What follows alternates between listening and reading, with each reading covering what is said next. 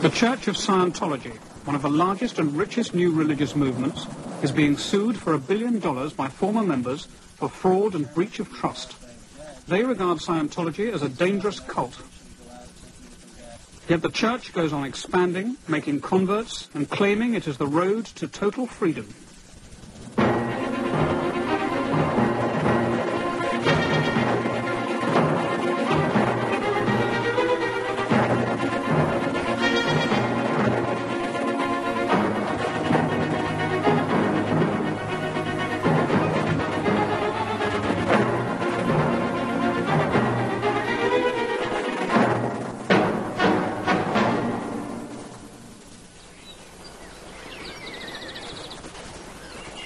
St Hill Manor in West Sussex, the British headquarters of the worldwide Church of Scientology, where parishioners study the works of L. Ron Hubbard and undergo a form of psychotherapy called auditing.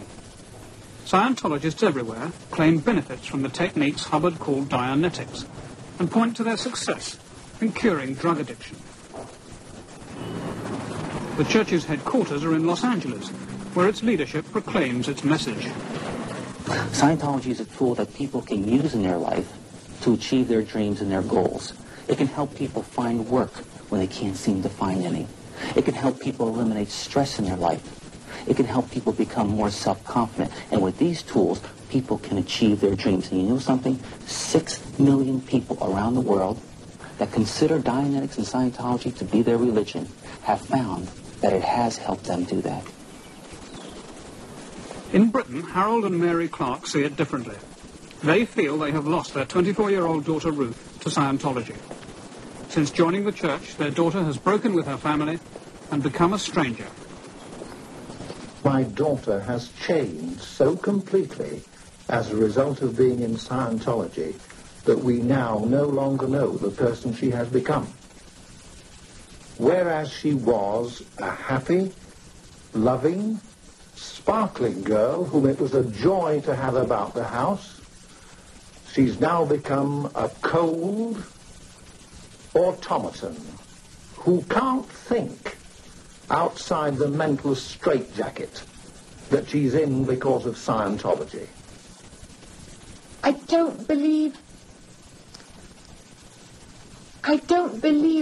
how evil Scientology can be.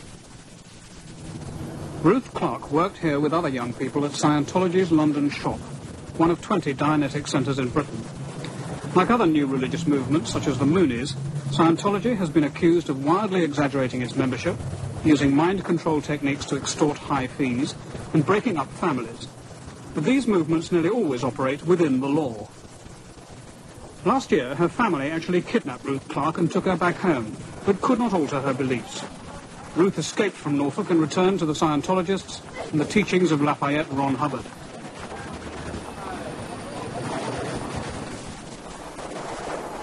Cyril Vosper describes himself as a deprogrammer. Families with grown-up children in the new religions ask him to try to change their minds. When Mr. and Mrs. Clark kidnapped their daughter Ruth, Vosper was sent for. He failed then, but with many others has succeeded. An ex-Scientologist himself, he brings his understanding of their methods to his deprogramming sessions. How much money have you spent altogether in Scientology? About £2,000. How long did it take them to get the £2,000 out of you? Well, about 3 days. About 3 days. Yeah. That's good going, isn't it? And what was your rate of... Scientology has been vindictive towards ex-members, hence this girl's request for anonymity. Vosper has witnessed a proliferation of what he sees as religious cults, but in his view, the most dangerous of them is Scientology. I think it's probably the worst because it's the biggest and it's got more money. It's been around longer than the other ones have, and therefore it's got its act together better. And I think it basically should be stopped, but it won't be stopped in the United Kingdom. The government here and the authorities here don't appear to give a damn.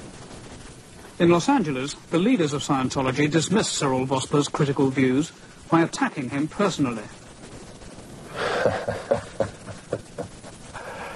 Poor Mr. Vosper is a man who left his wife, left his children, refused to support them, left many debts. The church took up the wife's cause, took up the children, so forth. Mr. Vosper is also a known kidnapper. Individuals, if you choose to call it deprogramming, I think the word is more a question of kidnapping for profit. We're talking about adults.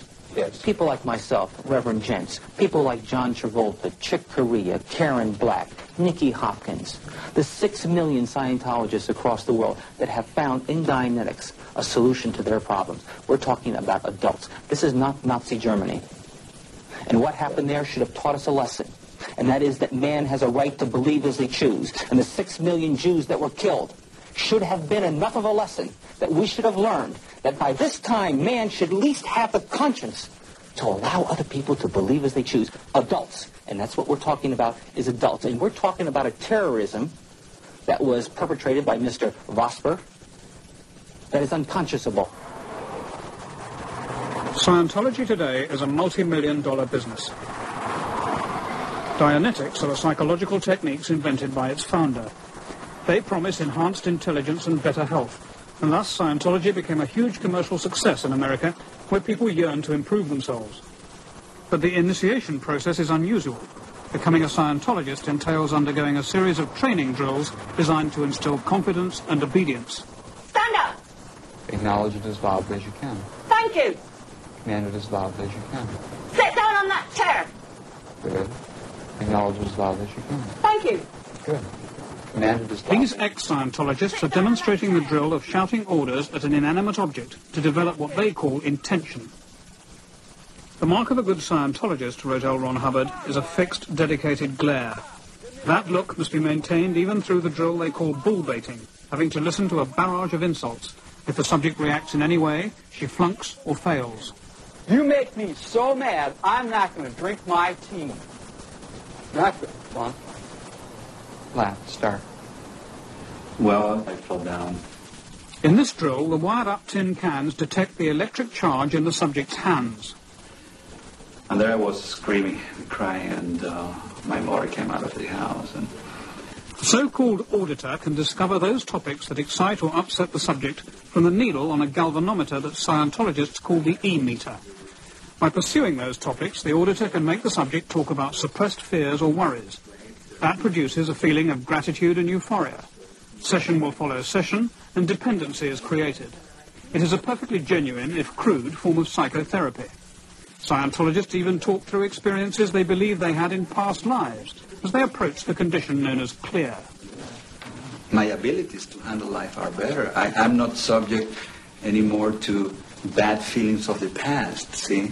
Auditing help you to get rid of that bad feelings of the past and be able to feel in present time and confront the future and live a better life. That's what I get out of this. But auditing is largely administered by people unqualified outside Scientology, and there's deep antagonism between Scientologists and professional psychiatrists. Dr. Louis Jolyon West is one who is deeply skeptical about auditing's value. What good does a session with the E-meter do? The E-meter doesn't do anything. If you buy one, you can be sure you paid too much for it. The E-meter is a gadget used by the purveyors of hocus pocus to make what they do and say seem respectable because here's a piece of machinery plugged into the wall. Doesn't the needle genuinely represent a moment's emotional charge, say, in the subject? The needle moves back and forth as the electrical changes in the skin take place, and all sorts of things can cause them to fluctuate, like a hunger pang, or a need to go to the bathroom, or an intrusive thought about someplace else you'd rather be, or a bit of bad breath on the part of the auditor who's bending over you, or a twinge of guilt on account of what you just said. If you can't sort that out, then whether or not you have an E-meter, I would say, makes no difference at all. Scientology was accused of practicing psychiatry without a license. In 1954, it became a church and adopted the costumes and titles of Christian ministers. It was a real farce, if you will. I was in there. I had to become ordained. I mean, I was Reverend Franklin Friedman, but I never used it in any religious manner. In the church, it's a big joke. I mean, they joke about it all the time, how they fool the public thinking that we're a religion, etc., etc. It was LRH's idea to do that. The purpose was to give the public the image that this was a church. And the Scientology organization is the farthest thing from a church I've ever seen. But it's called itself a church since the 1950s,